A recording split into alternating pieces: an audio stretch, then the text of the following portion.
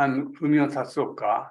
I'm going to talk about the synthetic reinforced soil structures, developments from walls to bridges.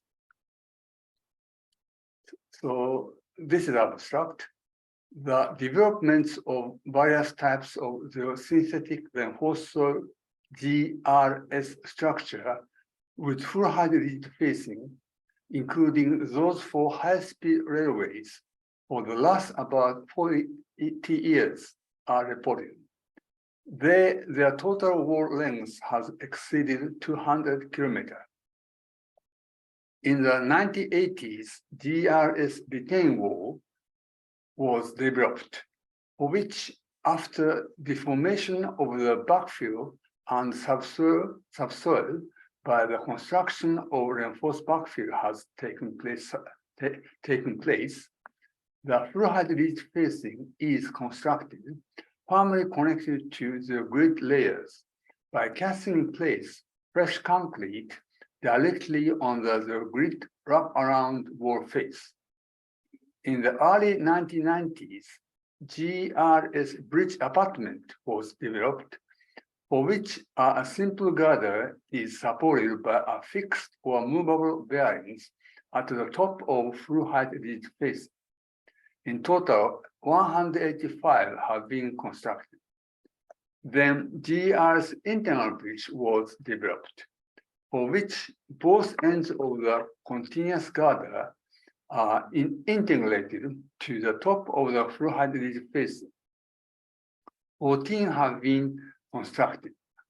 A number of embankments and conventional type retaining walls and bridges that collapsed by severe earthquakes, floods, tsunami, etc., were restored to these GR structures with full height facing. All the GR structures have been performing very well without exhibiting any problem during and after construction, while a very high cost effectiveness has been validated. Here is a full height rigid facing GRS bridge abutment. GRS internal bridge may be new to many of you. So I would like to express my sincere appreciation for great contributions of many Koreans, students, researchers, and engineers who joined this very long-term research project at University of Tokyo, Tokyo University of Science, Railway Technical Research Institute, Japan, Japan Railway Construction, Transportation, and Technology Agency, a number of railway companies, integrated the Technology Institute, and 3R Construction Technology Association, and many other consultant and construction companies. This is the contents. First is the recent GR structures for high-speed railways in Japan. This is showing a network for high-speed railways. White and black stripes are showing the high-speed railways under operation. This started from 1964, long time ago. And the red part is showing the lines under construction. So this part opened March 2016, Hokkaido Shinkansen. And this is showing the one site. Here is a R means GRS retaining wall. A means GRS bridge abutment. And I is a GRS internal bridge, but not here. And B is a GRS box culvert. T here and here is a GRS tunnel entrance exit protection. All these GR structures were constructed in place of conventional type structures. This is a cross view of the site. And this is GR tunnel entrance exit protection. This is GR bridge abutment. This is GR retaining wall with full height ridge facing. This is GR's box culvert. This is showing how GR's bridge abutment is constructed. Shallow ground improvement when necessary. And this is construction of GR's retaining wall like this. Then full height ridge facing and the bearing for the girder and the girder. So this is completed one. So Kyushu Shinkansen here, this line was opened last year, 23 September 2022. In this line, various types of GR structure were very densely constructed. Typically, GR's bridge abutment, 78 was constructed. This is 89% of the old bridge abutment. And also GR's retaining wall, GR tunnel entrance exit protection, GR's internal bridge were constructed. This is showing GR retaining walls at the Omurat port. This is the one place here. There are tunnels here. In between in tunnel, RC viaduct was constructed, and here is a GR's bridge abutment here and here and here. So this is showing how GR's bridge abutment was constructed. One is a bench cutting of stable natural slope. Two is a construction of approach fill. This is the grid reinforced, well compacted, lightly cemented mixed gravel soil. Three is the compaction of the backfill, at least 95% of maximum dry density at the optimal water content by modified Proctor. 4 is showing arrangement of the grid layer. 5 means it is showing a completed approach fill. 6 is a completed GR's bridge abutment after the construction of full height ridge facing. And this is GR tunnel entrance exit protection. This is showing a GR structure of GR's tunnel entrance exit protection. Both sides of the tunnel, the backfill is placed, reinforced with the grid, like this. Then the grid reinforced backfill is constructed in this way. Finally, facing is constructed, but the full height ridge facing is structurally separated from reinforced concrete tunnel lining. This is showing GR's bridge abutment at one site. So yes, this is GR's bridge abutment. And this is reinforced concrete viaduct.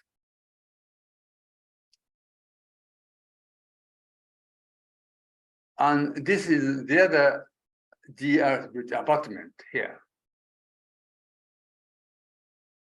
So this is another site. Here's a RC viaduct.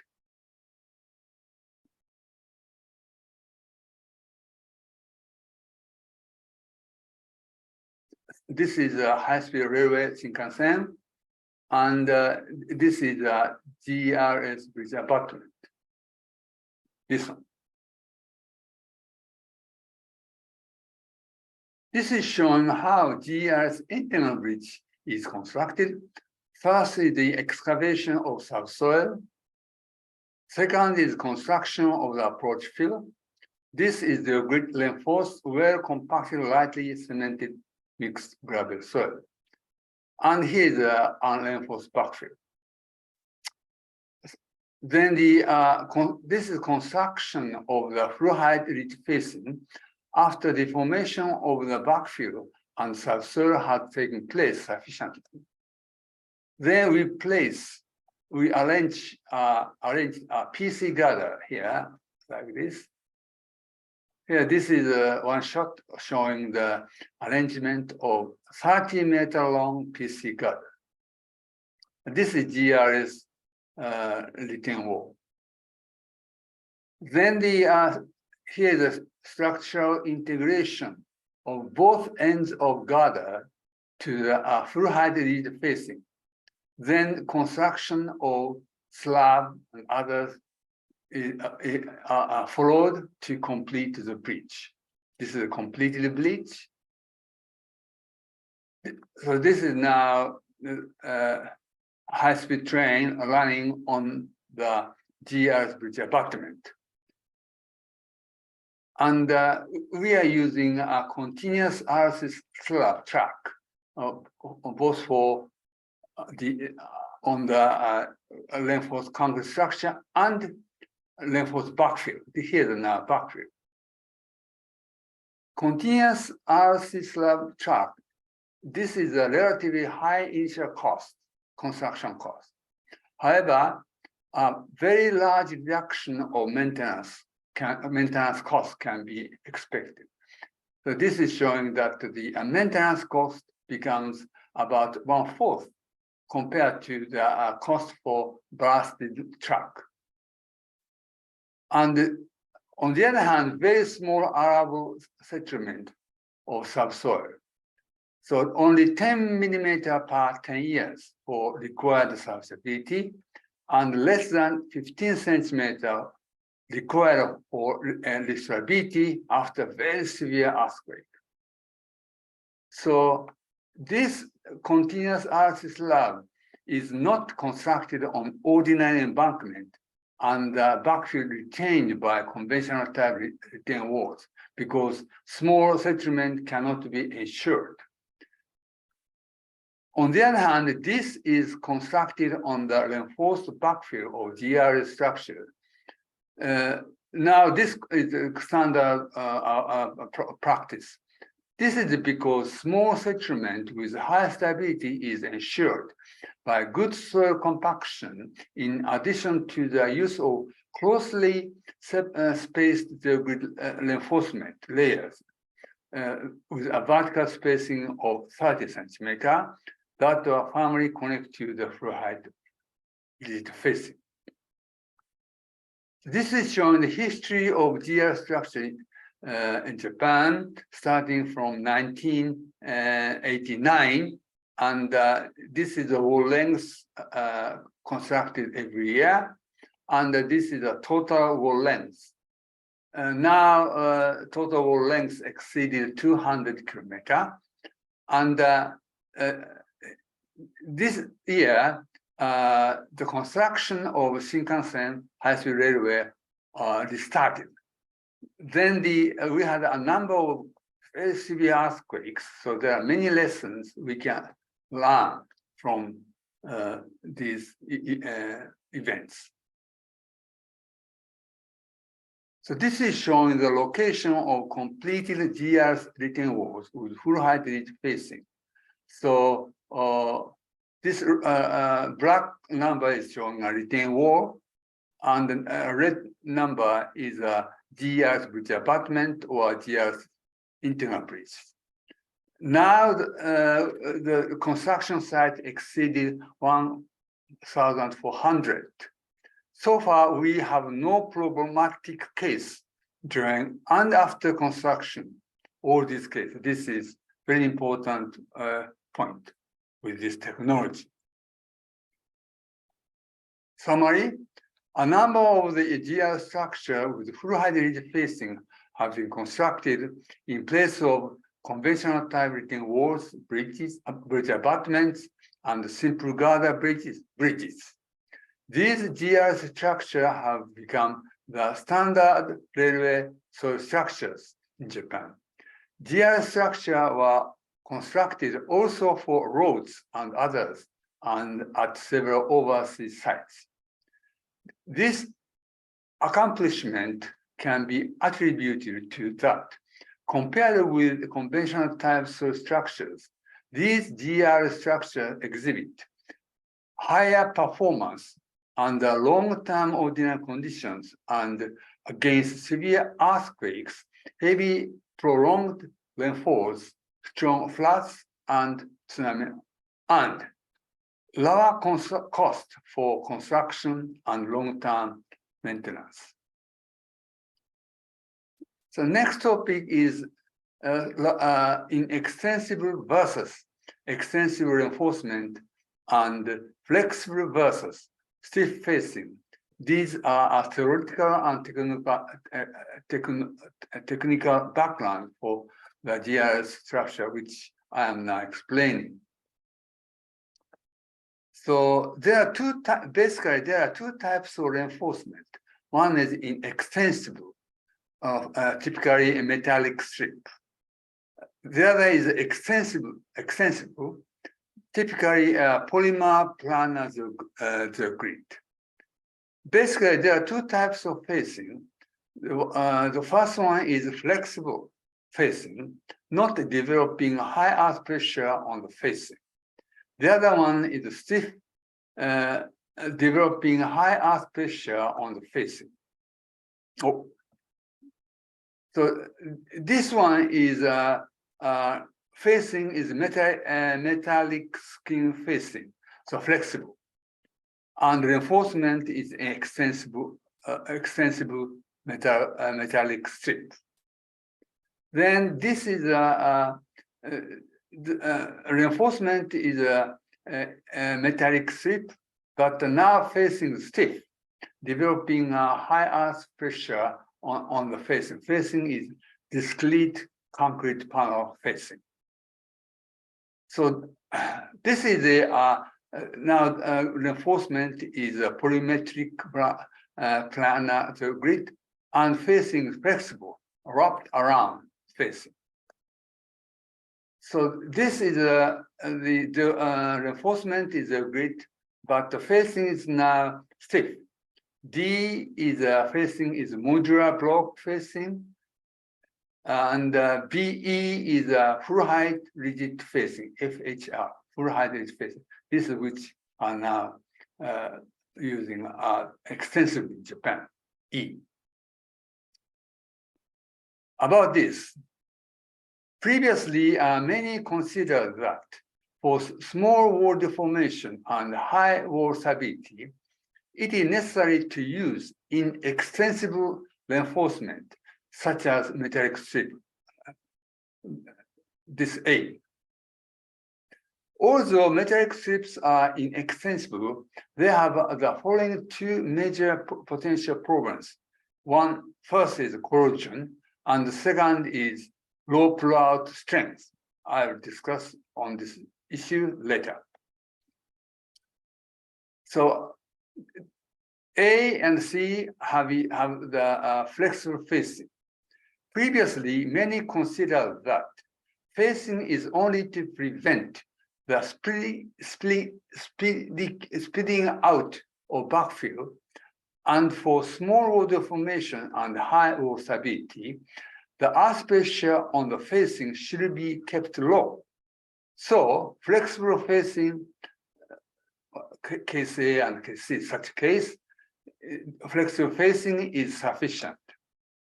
However, we have often observed that when using flexible facing, A or C, the earth pressure is low, whereas the wall deformation is large, sometimes too large, indicating the paramount importance of using stiff facing.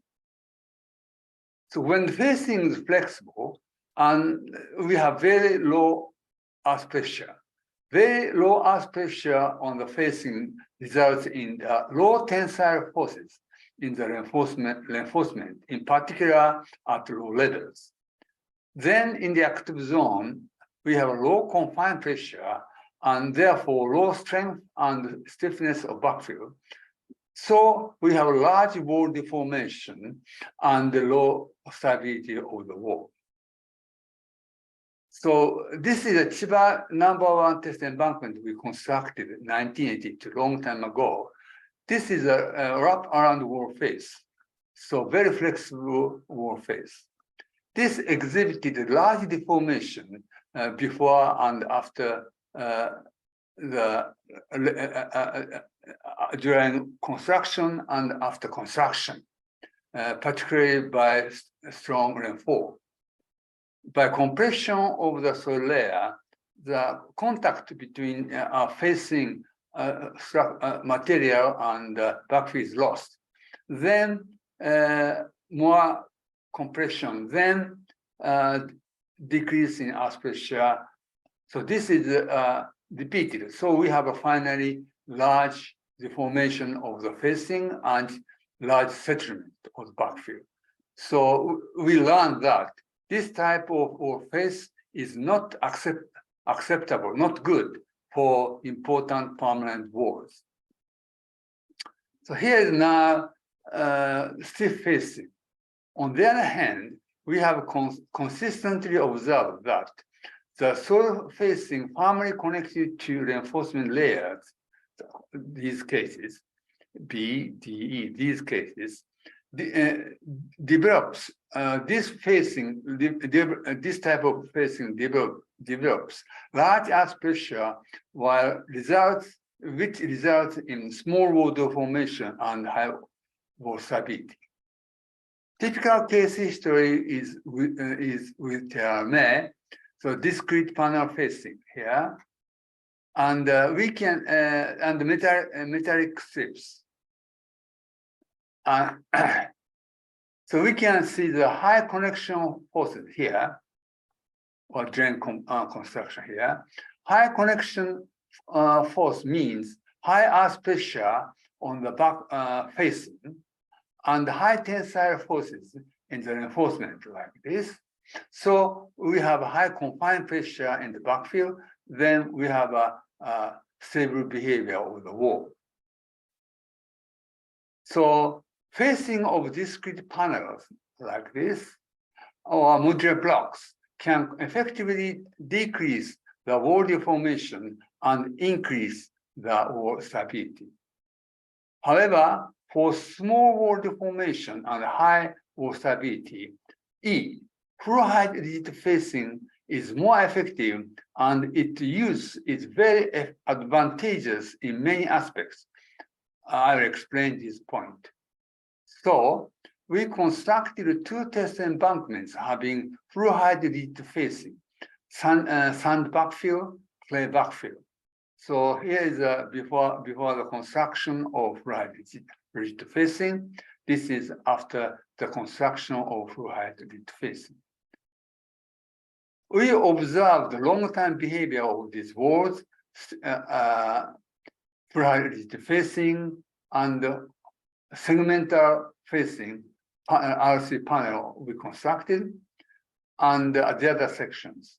So segment H, this one, discrete panel facing exhibited relatively large deformation, and the other segments D here, D, F, and so on, full height rigid facing show all these show very small deformation.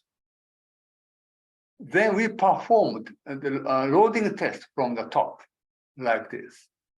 So this was a really expensive experiment in this full scale. So segment wall height is 5 meters. This is segment H, discrete panel facing.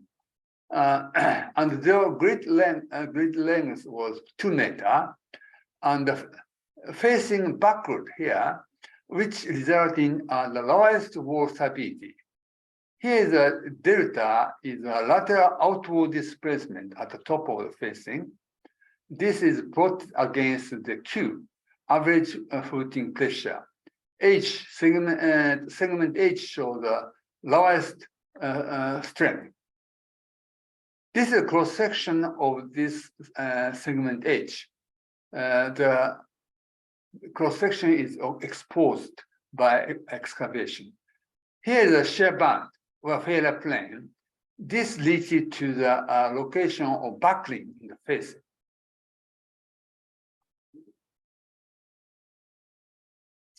Next is segment F. This is full height ridge facing. Now the length of the grid was 1.5 meter only. Yet this is more stable. F is more stable than H. This is due to use of full height ridge facing. Here is the behavior of segment F. The last is the segment D, full height ridge facing and the length of the grid 2 meter. This is more stable than F because of a longer the grid and much more stable than H. D is highest, show the strongest. So, however, here the yielding point. This means the stability of segments F and D was restrained by the yielding of construction joints in this concrete facing. This concrete facing was not steel reinforced. So we learned that the full height ridge facing should be lightly steel reinforced. All full height ridge facing of prototype GR's retaining walls that have been constructed subsequently are all lightly steel reinforced. So when full height ridge facing is firmly connected to the reinforcement, like this, then we have a high earth pressure on the facing, which results in high tensile forces like this, even at the lower levels. So this means in active zone, we have a high confined pressure, and therefore high strength and stiffness of the backfill. So we have a small wall deformation and high stability wall, even immediately back of the facing. So now we can arrange a railway immediately back of the wall face. So now a summary of this part. E here, full height ridge facing, which is firmly connected to reinforcement layers, ensures small wall deformation and high wall stability in spite of the use of relatively short so-called extensive reinforcement, and that is the grid. Besides, full height ridge facing exhibit good durability and aesthetics. These features of full height ridge facing are discussed in the next section. So now the multiple function of full height ridge facing.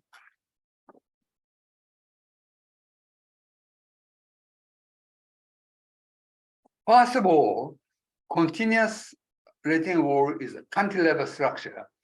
So we have a large forces in the facing, requiring a massive and strong facing. Besides, we have a large overturning moment and large lateral thrust load at the facing base. So we have an unstable behavior, particularly by severe seismic loads, and then a large stress concentration at the facing base. So usually we need a pile foundation.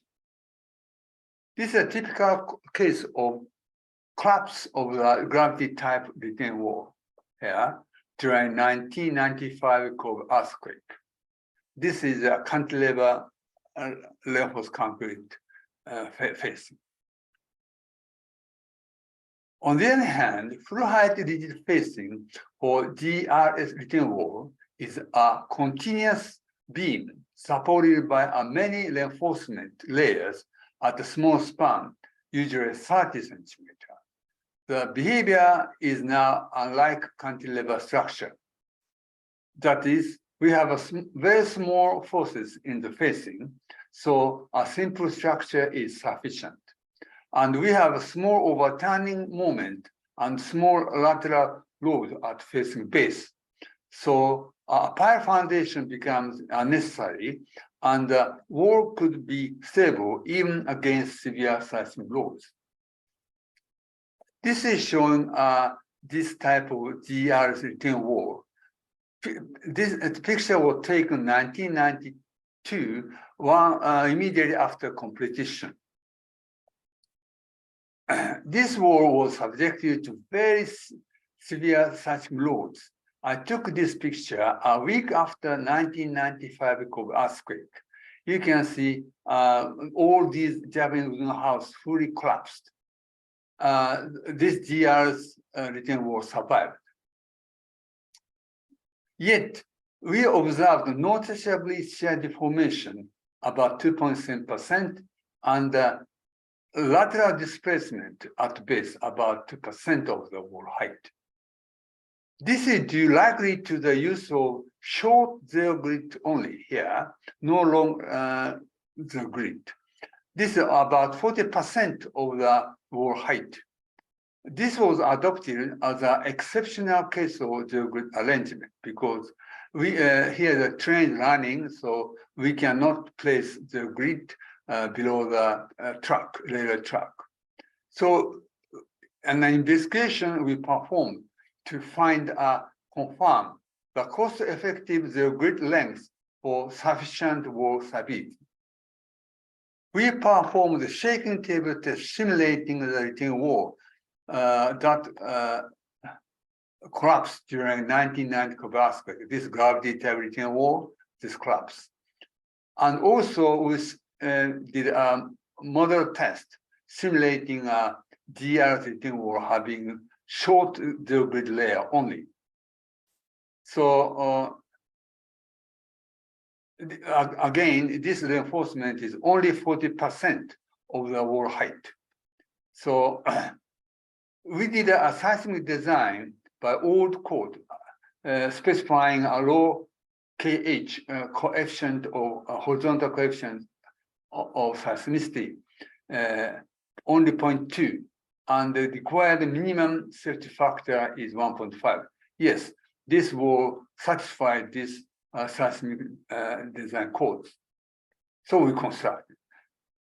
So, but this was not collapse, but showed small shear deformation. This is showing the relationship displacement at wall top and input seismic coefficient. We applied this recorded time history of acceleration on the ground, changing the and stepwise increasing the amplitude of acceleration. So 1 step, 2 steps, 3 steps, increasing this amplitude or maximum acceleration. This is showing the behavior of gravity type wall.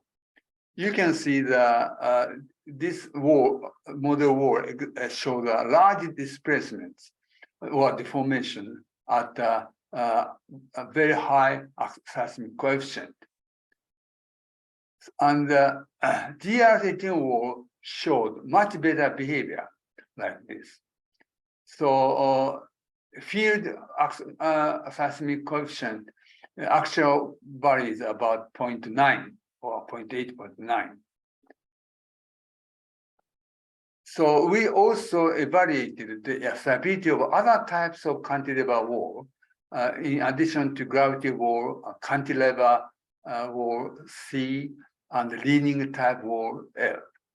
All these show a similar trends of behavior.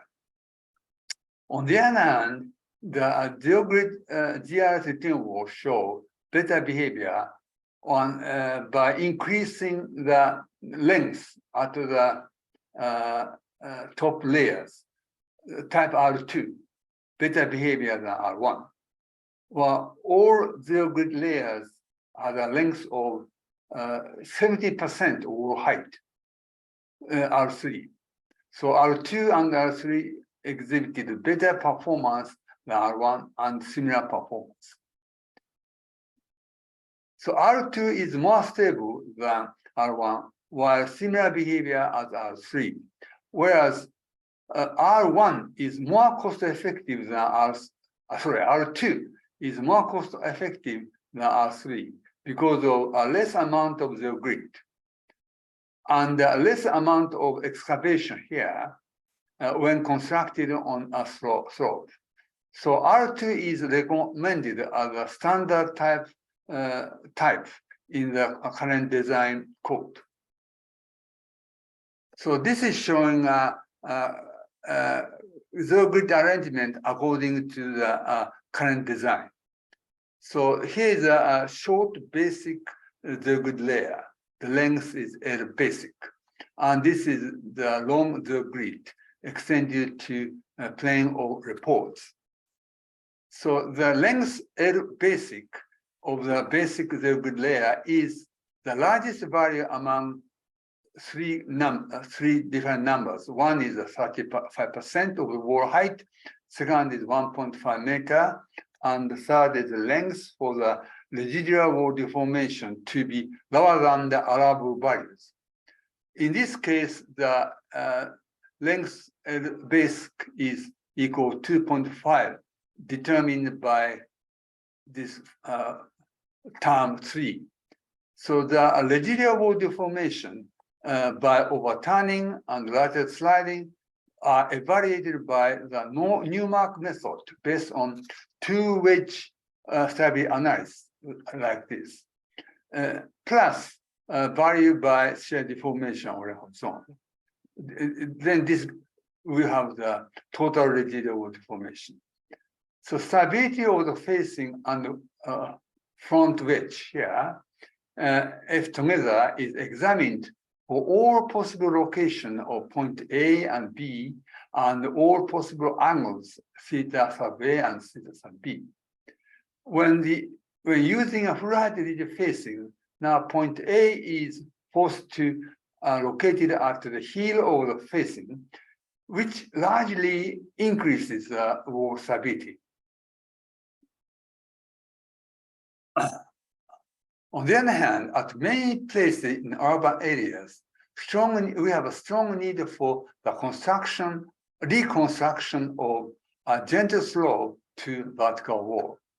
However, construction of retaining wall on the slope may require a large amount of excavation. Then we need a use of a temporary anchored seat pile like this.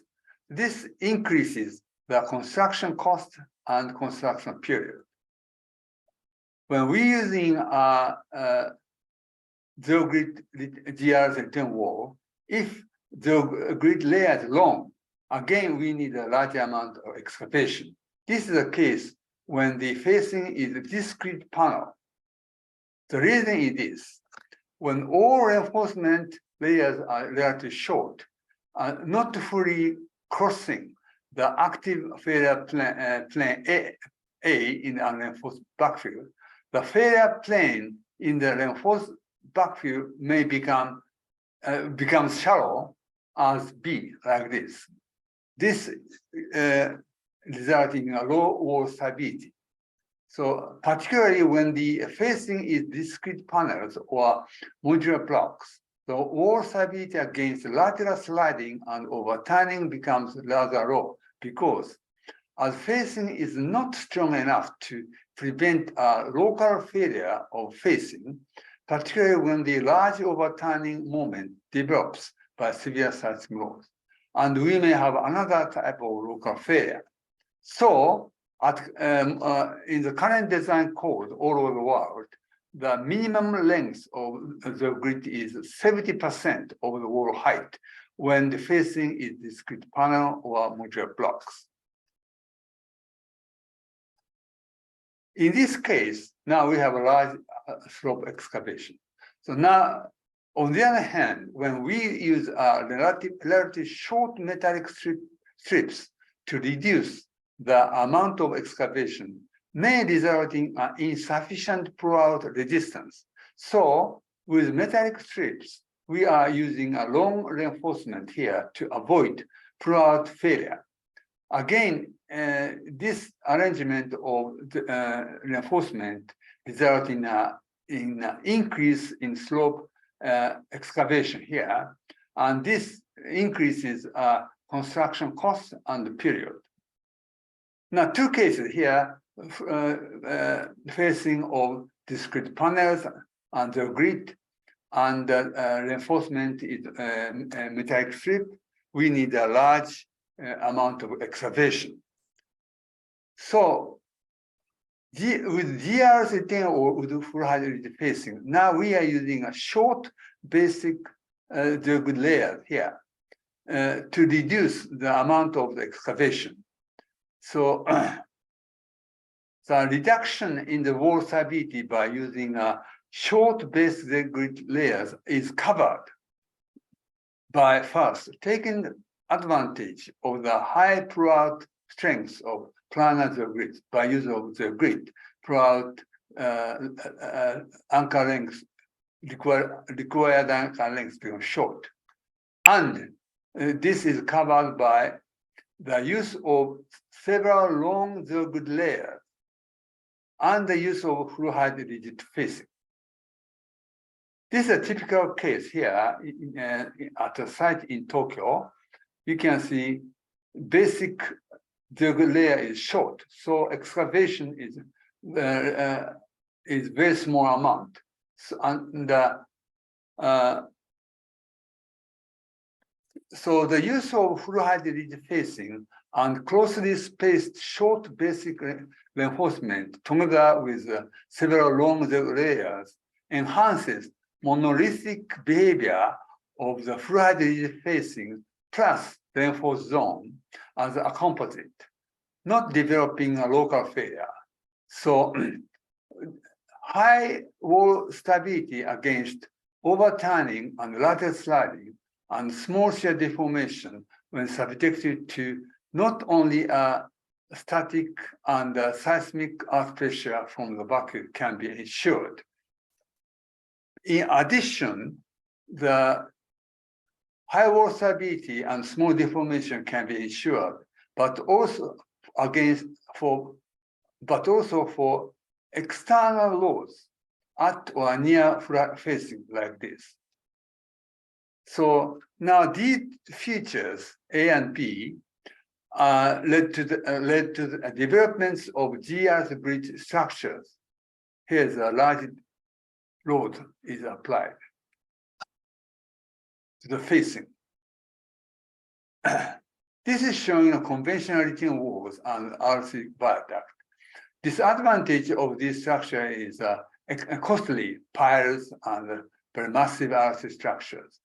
But the advantage is that limited occupied space because the train is arranged very close to the wall face, and this RC structure can support other structures like this. GRS retaining wall facing of modular blocks or this panel is less costly than conventional retaining wall. But unlike the conventional retaining wall and earth viaduct, a buffer zone is required to ensure the safe operation of road and railway. So wide occupied space becomes required. So now, and facing cannot effectively support other structures. So additionally, foundation becomes necessary. On the other hand, GR's retaining wall with full height facing less costly and like conventional retaining wall and earth viaduct, railway and the road can be arranged very close to the wall face. So narrow occupied space is required. And the full height rigid facing can effectively support other structures, so no need for foundations. So here you can see trains running very close to the wall face, and the other structure is supported by full height rigid facing. This case again, no piles and full height rigid facing, and trains very close to wall face. So the summary about multiple function of full height rigid facing. First, the facing is important and essential structural component that confines the backfill develops large tensile forces in the reinforcement and can support other structures. So during service, the facing should be stiff enough. On the other hand, during construction of reinforced backfill, the facing should be deformable enough to accommodate the deformation of backfill and subsoil. This is a contradiction. This contradiction can be solved by stage construction in this way.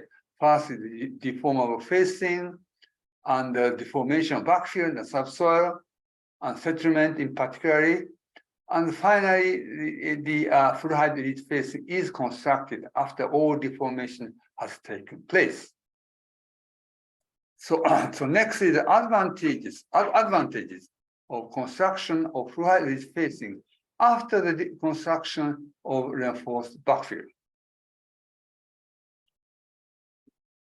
This is showing a typical case of stage construction. So this is before the start of construction. This is during after the wall, the grid retaining wall backfill has been completed, but before the construction of full-height facing. This is completed wall. Now, this is after the construction of full-height facing. The project was completed in 1991. So this is a close view of this GR-13 wall with full-height facing. Short reinforcement, small excavation, and finally, this appearance. So this is showing details of stage construction. First step is a leveling part and for facing, and next step is placing gravel backs. So this is wrapped around with as a grid layer, then the first layer and compaction, and then second layer. The vertical spacing of the layer is 30 centimeters. There are two reasons. One is a good compaction of backfill is achieved by small lift, 15 centimeter, ensured by a small vertical spacing of 30 centimeter. 15 centimeter times 2 is 30 centimeter. And second is, at the time of compaction, no rigid facing existed. Besides, a small vertical spacing, 30 centimeter, results in a large contact area between the grid and backfill, which contributes to a high stability of the reinforced backfill as a composite. So we have a large contact area. So the next, this is a completed backfill like this, but before the construction of full-height facing. So this gabion backs is now a temporary, rather stable, flexible but rather stable facing. So now, after the sufficient completion of the backfill and subsoil has taken place, full-height rigid facing is constructed by casting in place fresh concrete here directly on the grid wrapped around wall face. Now here's a concrete form, external one. This is supported by this steel reinforcement, and this is supported by steel rod anchored in backfill. So this steel rod is not permanent member, but this is only to temporarily support this steel reinforcement and external concrete form.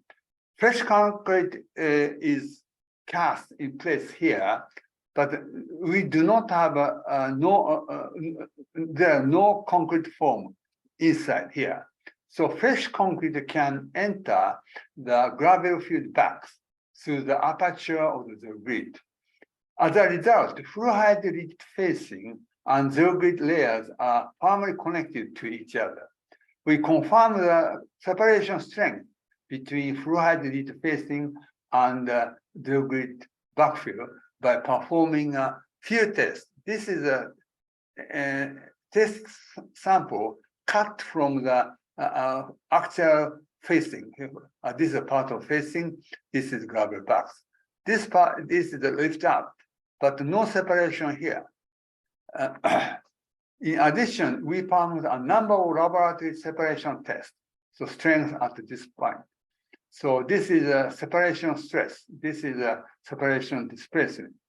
So this separation strength is much higher than this required separation strength. This is equivalent to the inertia of 2 meter thick facing subjected to horizontal acceleration 1g. Actually, the facing is about 0.3 meter. So this separation strength is more than sufficient. We evaluated the separation strength for many other combinations of the grid and type of gravel box. In all cases, the split separation strength or split strength is much more than sufficient than required value. So properties required for the grid here, this one, is first is sufficient strength and stiffness with low creep deformation. Second is a high anchorage strength in the concrete and backfill, and a good adhesiveness with concrete. Fourth is high long-term resistance against high pH of concrete. This requirement 2, 3, 4 are important as the grid is in direct contact with fresh concrete like this. So typically we are using a biaxial PVA for vinyl alcohol. So then finally the decision completed GR return wall. So about the stage construction, step 5 to 6. This is a very important technological feature of this GRS return wall. The advantage of this stage construction is, first, very small residual differential settlement take place between the flow height lead facing and backfill, because all deformation has taken place at the end of stage 5. No more deformation of backfill and subsoil after stage 6. And gravel backs protect the facing the grid connections. So essentially no damage to the facing the grid connection during long-term service, even when subject to severe earthquakes. In addition, the construction of GR retaining wall using a compressive backfill and or on a compressive subsoil becomes possible. This is a very typical. This is a typical case of such construction. GR retaining wall on very thick clay layer, 30 meter, using a very compressive backfill. So these problems were overcome by surgical construction. First, GR retaining wall without facing is constructed. Then load field is placed here. So we have observed a settlement of about 1 meter. Then after removing preload field, then flow height rigid facing was constructed. This is a view during preloading. So initial wall height is 3 meter. After preloading, this became 2 meter. So we can see large settlement about 1 meter and irregularly deformed wall face. So construction of flow height facing was made after removing the preload field. So flow height rigid facing is free from large wall settlement and irregular wall face deformation. I took this picture 20 years after construction, so wall was in service. So another case is that we have several serious problems with the box culvert crossing a road and railway embankment on soft soil when constructed by the conventional method. Conventional method, first piles, then carve out, then backfill, then settlement, then many problems start taking place. Many problems, particularly bump. The solution is the stage construction. First, we make a shallow ground improvement. Then we construct the grid reinforced backfill. Then observe the settlement of the backfill. Then GRS carve-out structure is constructed and capsule layer. Then we can expect that there will be no bump here anymore. So this is a summary of the stage. By such a stage construction, as shown above, can alleviate the following contradiction. So deformable during construction and stiff and rigid after completion. Next is the GRS bridge abutment and GRS internal bridge. So this is showing developments from GRS retaining wall to bridge abutment. Okay, this is the conventional simple shear girder bridge. We have several serious technical problems. So this was improved to the integral bridge or to GRS bridge abutment. Finally, we developed GRS internal bridge. So I explain this history. First is the serious problems with conventional simple girder bridges. First, we construct a pile, then earth abutment, then backfilling. So we have earth pressure and the deformation of the ground, settlement, and lateral flow. So many problems taking place. And we place bearings, fixed or movable.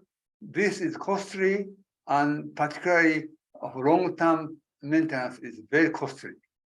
And we may have a long-term settlement here. In addition, we may have a severe earthquake. This is a collapse of approach field. So we may have a large settlement by seismic loads. And here is a movable bearing, and simple girder may become unstable, and seismic earth pressure, seismic effects on the deformation of the ground. So what is the solution? First trial attempt is a structural engineering solution is integral bridge. Integral bridge constructed like this, pile and earth facing, and the continuous jointless girder. Here the structural integration and backfill. So many were constructed in the United Kingdom and the United States due to low cost for construction and maintenance by no use of girder bearing here and no the use of jointless girder.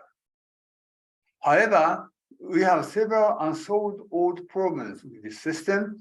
One is the earth pressure issue and the deformation of the subsoil and settlement here.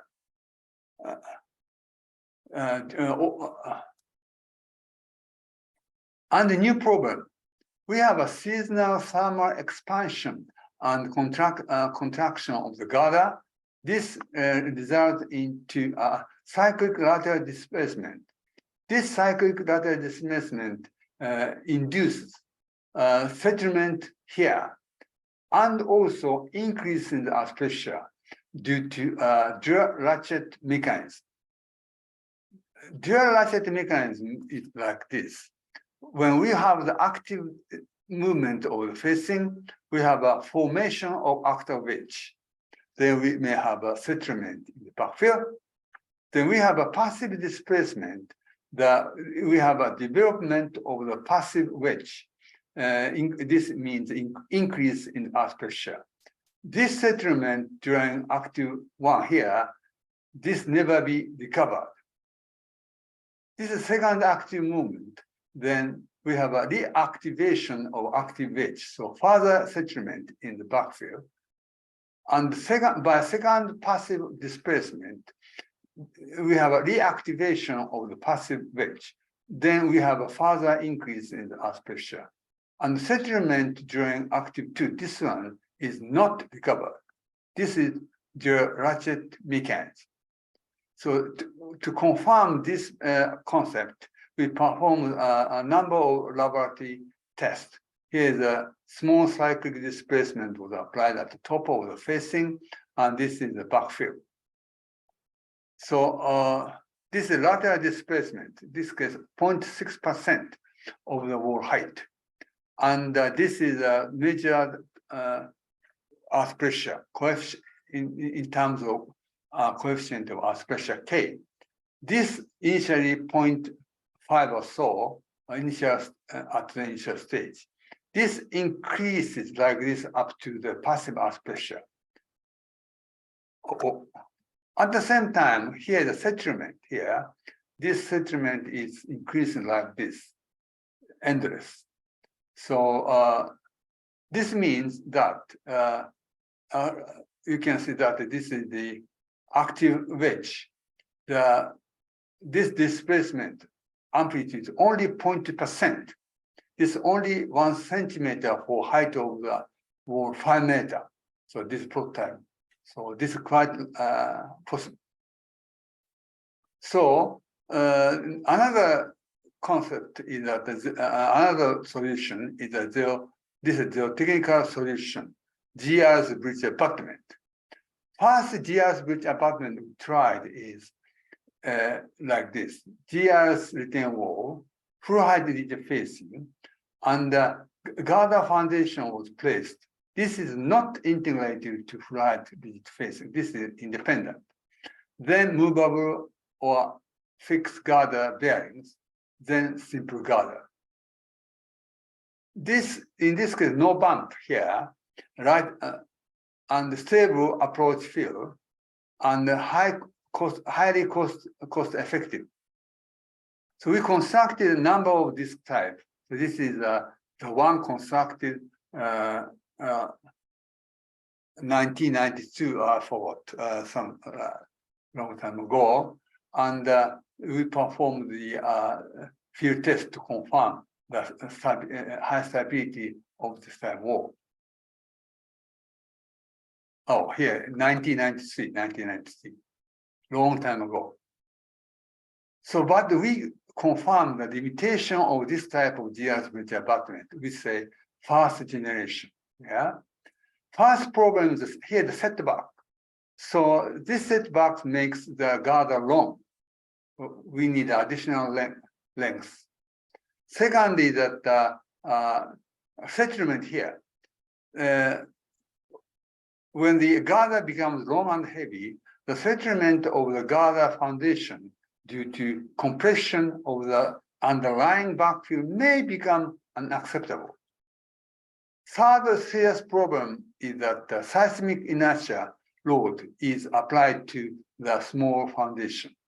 The girder foundation, where the fixed bearing is arranged here, may become unstable by large seismic inertia of the girder. So then we decided to develop another type, developments of GR bridge abutment of second generation by solving problem 1, 2, 3. The second generation is this. Here is a full height ridge facing. Now girder foundation is made stable by integration to full height ridge facing. The bearings as a simple girder. So this is much more stable and much more cost-effective than GR's bridge abutment of the first generation. So definitely better than the conventional type bridge abutment. Besides, GR's bridge abutment of this second generation is statically determinate due to the use of bearings. So internal forces in the girder and facing are not sensitive to the thermal deformation of girder and subsoil deformation.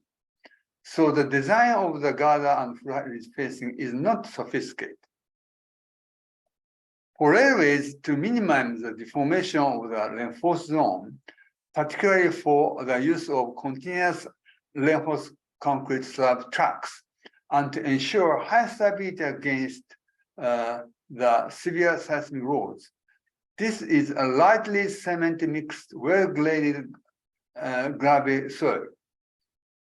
So this is well compacted and reinforced with the grit layers firmly connected to the fluid facing. So zero grit should have very high long-term resistance against high pH of concrete. So this is a typical one of the GR bridge apartment of second generation. Here, cutting of the natural slope and the construction of GR structure. And here now facing, and this completed one. This is now GR bridge apartment of second generation. So this is a pair of GR bridge apartment of second generation, supporting a simple girder via bearings. This is much better performance and much higher cost effective than GR bridge apartment first generation. So definitely better than the conventional simple girder bridge. So now these were constructed at many places. This is a typical one. Here's a pair of GR bridge abutment, the tunnel, bridge abutment, and this is another bridge abutment. So, summary, this is the first GR bridge abutment of second generation. This is a typical GR bridge abutment of second generation. This is the first one at Takata in 2003. So by 2022, in total, 185 have been constructed. Many others at the stage of the design. Many of these are high-speed railways. So this is the pair of GR bridge abutment of second generation. This is good. However, still we have the following two problems remain. One is costly construction and maintenance of bearings. Still we are using bearing. And low seismic stability of the girder at movable bearing. If this is movable, so girder may become unstable during severe earthquake. So now, we decided to develop GR's internal bridge to alleviate these two problems. Last is a GR's RS internal bridge combining two technology. This is constructed in this way. First, shallow ground improvement when necessary. Next is the GRS wall and fluid facing and girder and finally structural integration. So we performed a series of static and dynamic model tests to evaluate the performance of GR's internal bridge. This is model test, a small cycle displacement at the top of the facing. And here's a test in which backfill is not enforced and cyclic displacement is applied and settlement measured here. When the amplitude D by H is 0.6%, very fast settlement here, 0.2%, smaller settlement, but yet large settlement. When the backfill is reinforced, but when the reinforcement is not connected to facing, settlement reduced, but still settlement is not acceptable. When the reinforcement is connected to the facing, now no settlement here, no bump. Shaking table test will perform. This is the model, cross-section of the model. Because of the limitation of the size of the sandbox, we place here mass to model the longer the grid, longer gather. We apply the sinusoidal input motion. So this is showing the result of the behavior of the defined models, and this is the conventional type, and this is GR's bridge apartment, first generation, and this is integral bridge. This is the GR's integral bridge. So this is a displacement at the top, and this is displacement at the bottom, dB. You can see that either dt or dB becomes large with gravity type, and here the GR's bridge apartment first generation, this integral bridge. So GR's integral bridge shows the best performance. This failure is due to the connection failure here between facing and the grid.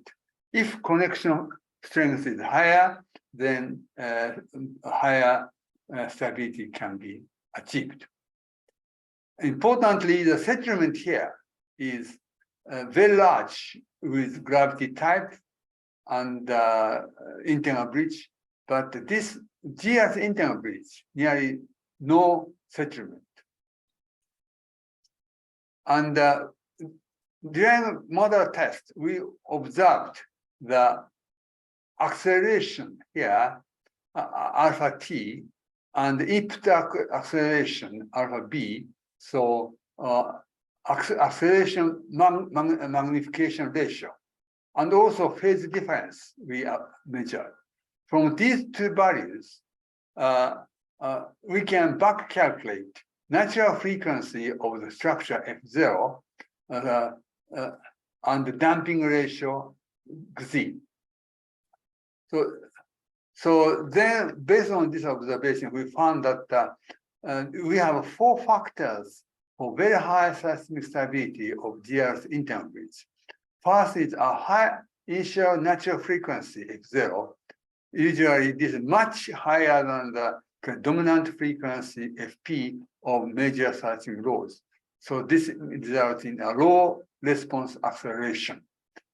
Secondly, the slow decrease in F naught by seismic loading. This is high durability. So this means a very slow approaching to the resonant state, where FP becomes predominant frequency. Third is large damping ratio due to efficient dissipation of the dynamic energy of the gather and facing to backfill and subsoil. So this means low response acceleration. And finally, high structure strength. So I explained this first one. Now you can understand the point. Here is a natural frequency, right? And the 5 is the input frequency in this case. And this is the behavior of conventional type simple gather bridges. Initial value is very frequency low, and this F naught quickly becomes same as the input frequency. Then here's a resonance takes place, dangerous state. With the GR's integral bridge, initial value of F naught, natural frequency, very high, and the reduction of F naught by shaking this acceleration is very slow, so it's very difficult to reach to the resonant state. So there is a large damping ratio and high structure strength. This is the results. This is damping ratio at failure. This is the acceleration at the resonance. So red one is the response acceleration, blue circle is the input acceleration. So with this one, the conventional bridge apartment, damping is low, and acceleration at failure at resonance low. And this GR's bridge apartment, and damping is high, and dynamic stability is high. So we constructed a full-scale GIS internal bridge here.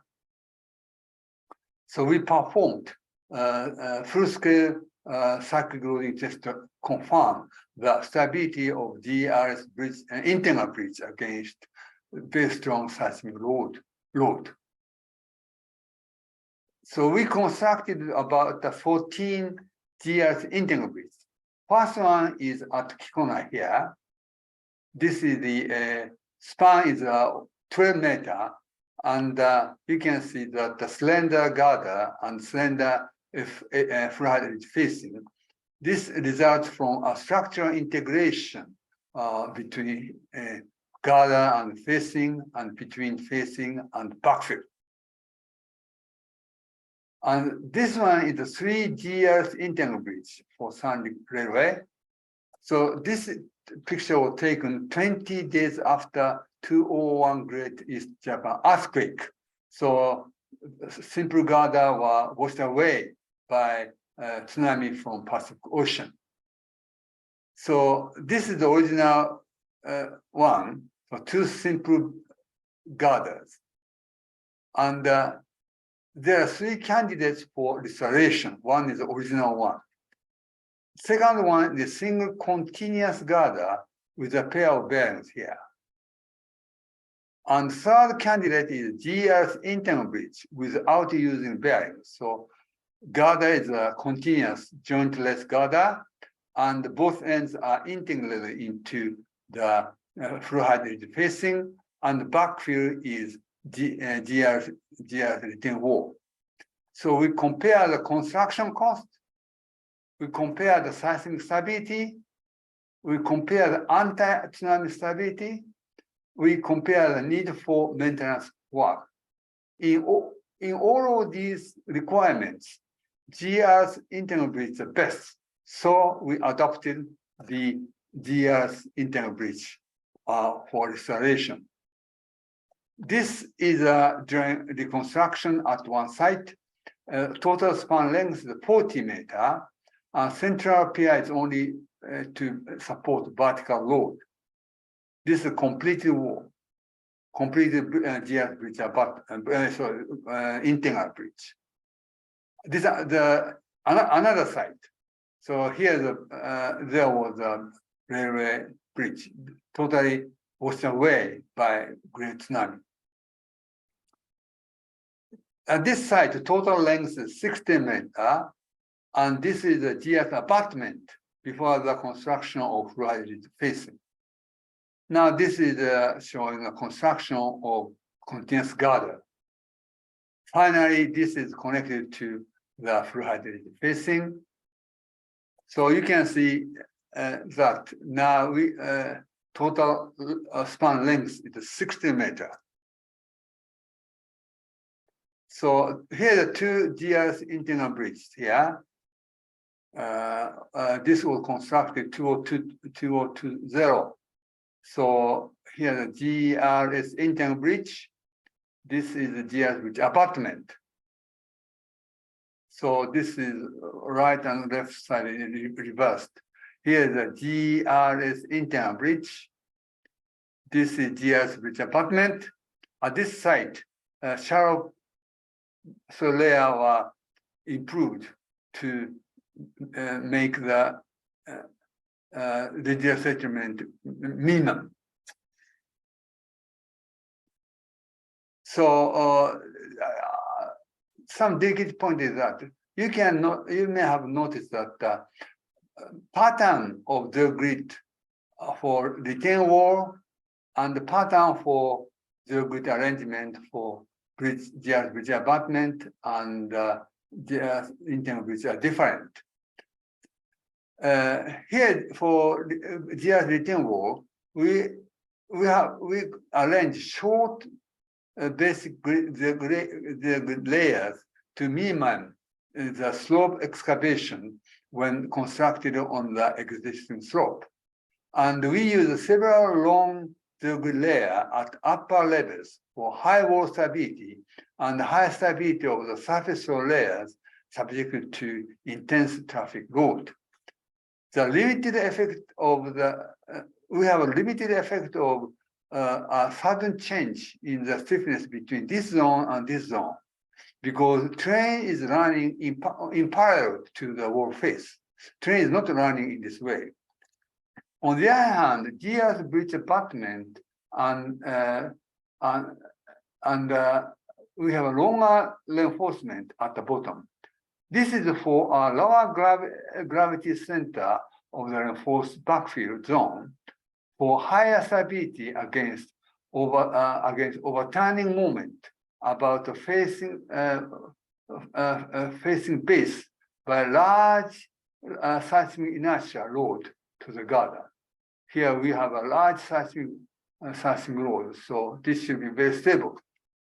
Second reason is to avoid cracking in the brittle cement mix backfill taking place if constructed overlying a deformable unreinforced backfill. Third is that we have to avoid sudden change in the stiffness settlement in this direction, because train is now running in this direction. So basically two different patterns of geogrid arrangement. Yet we have different types of arrangement of geogrid, even with the bridge abutment, depending on each ground condition. Here's a rock, very stiff, and so on. So, but in any case, a high stability of the structure is ensured by stability analysis. This is some small detailed point. The summary: GIS bridge abutment first generation typically supports both ends of a simple girder with a bearing, fixed or movable, arranged at the girder foundation that are not structurally integrated to the full height facing. As a result, the girder becomes longer by a setback of the girder foundation. Besides, as girder becomes long and heavy, the girder foundation may become unstable by seismic inertial load of the girder, while the settlement of the girder foundation may become too large.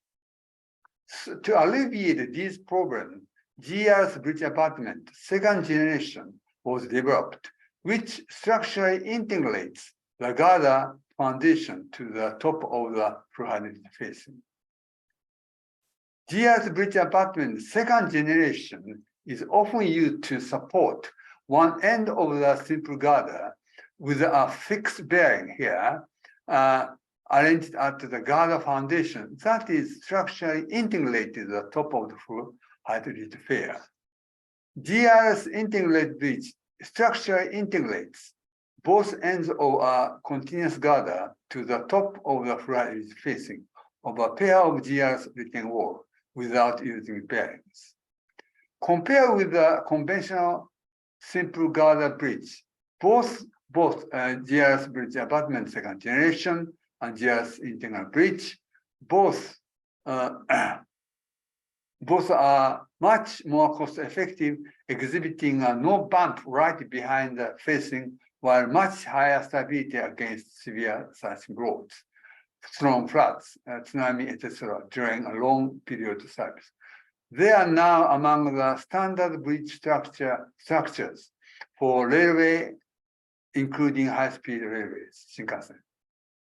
The last topic is the restoration of soil structures that collapsed by earthquakes, floods, and tsunami to GIS structure. The first case is here, a collapse of the railway embankments and retaining wall by 1995 Kobe earthquake. You can see the collapse of the cantilever retaining wall. This will restore to GIS structure. Perhaps this is the first case in which the conventional retaining wall was restored to GRS retaining wall, 1996. Another case here is the collapse of railway embankments on the retaining wall by 2004 earthquake. This is the collapse of the highway road and railway embankment. So this blue one is the initial cross-section, and this one is after collapse, and the red one is after restoration. So this is the first train that run on these GR structures. This is showing a GR structure, GR retaining wall under construction. And this is another site. You can see the failure of the embankment, and this is the restoration to the GR retaining wall. Here is a collapse of the many railway structures by Great Tsunami of 2011 Great East Japan earthquake. Here is a before earthquake, and this here you can see reinforced concrete viaduct. This was fully collapsed by tsunami. This was restored to GRS embankment function for not only for railway but also for tsunami barrier. So slope panel are connected to the grid. So this is showing how facing is constructed. So this is a conventional type cantilever return wall failed by scarring at the base. When we have a scarring, we have a overturning failure and we have collapse of embankment. With a GRS return wall with full height ridge facing, we can expect much better performance. So overturning failure of full height ridge facing by scarring is difficult to take place. So embankment can survive, allowing emergency use of road and railway. This is a case of 207. So here is a failure of a gravity type seawall for a length of 1.1 kilometer by the ocean wave during storm, typhoon 207. So this is a cross-section before the collapse. This was restored to GRS retaining wall with a full height ridge facing. Here's a GRS retaining wall with a full height ridge facing. So before the construction of full height ridge facing, here's during casting in place of concrete for full height ridge facing. This is a completed wall. We this wall subjected to a number of storm ocean waves, but no problem so far, and also I hope in the future. And this is the collapse of wing wall for a bridge apartment by scarring 201. Here is a bridge and the bridge apartment. This part was collapsed by scarring at the base of the face retaining wall. This was restored to GRS wall like this. So this took only 10 days to restore this structure. Construction of full height facing is made after the opening of service. So very fast work. Here the last case is a collapse of railway structure 2013. Here the local railway embankment with the height of 30 meters collapsed by the scarring by river. Here is a river attacking in this way. This is a restored embankment. Here the GRS retaining wall, but before the construction of full height ridge facing. The old deformation, possible deformation has taken place. Finally, full height ridge facing was constructed. So full height ridge facing is very effective to prevent the failure of the wall by scarring. Summary, a great number of embankments and conventional type retaining walls and bridges are collapsed by recent severe earthquakes, heavy rainfalls, strong floods, high ocean storm waves, tsunami, etc. in Japan. Many of them were restored to GR structures with full height edge facing because of fast restoration and good constructivity even at remote places. Second, high stability against natural disaster even when constructed on steep slopes, and low cost for construction and long-term maintenance. Finally, the last is concluding remarks. A number of GRs retaining walls with full height facing GRs bridge abutments, GRs integral bridges, etc., have been constructed as important permanent structures, not temporary structure, permanent structures, for total wall length more than 200 kilometers, many of them for high-speed railways, Shinkansen. This accomplishment is due to the higher cost effectiveness by high performance during long-term service and against severe earthquakes, heavy rainfalls, strong floods, etc., and low cost for construction and long-term maintenance. GR's bridge abutment is often used to support one end of simple girder of a fixed bearing arranged at the girder foundation that is structurally integrated to top of full height facing of a GR's written wall. This is much most cost-effective and much more stable than conventional type bridge abutment. In total, 185 have been constructed. All are performed satisfactorily via essentially zero pumps. This is now one of the standard bridge abutment structures for railways in Japan. GR's internal bridge consists of a continuous girder of which both ends are structurally integrated to the crest of the full height facing of the pair of GR's written wall, not using girders bearings. This is much more cost-effective and much more stable than conventional simple girder bridges. In total, 14 have been constructed. GR's internal bridge is now one of the standard bridge structures for railways in Japan. Many of the conventional types embankments, retaining walls, and bridges that collapsed by recent severe earthquakes, heavy rainfalls, strong floods, high ocean storm waves, tsunamis, etc., were restored to GR structure having full height face. The last slide. The following three breakthroughs were necessary to develop these GR structures. First, the use of full height facing. This is for changes from a lower earth pressure to high earth pressure on the facing. Second, for changes from facing as a secondary non-structural component to the facing as a permanent structural component. Second, structural integration of the full height facing to the reinforced backfill and the girders to full height facing with GR's integral bridges.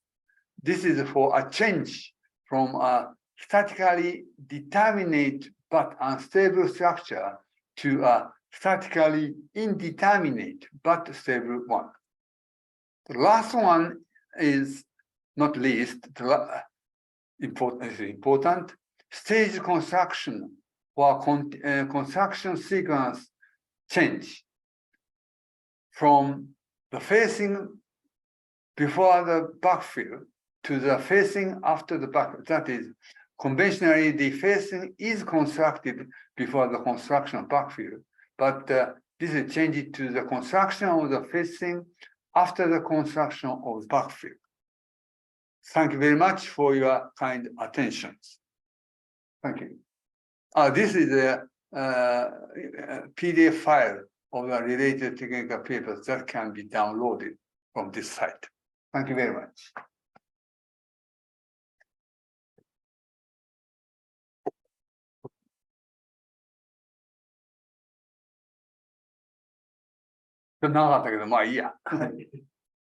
Yeah.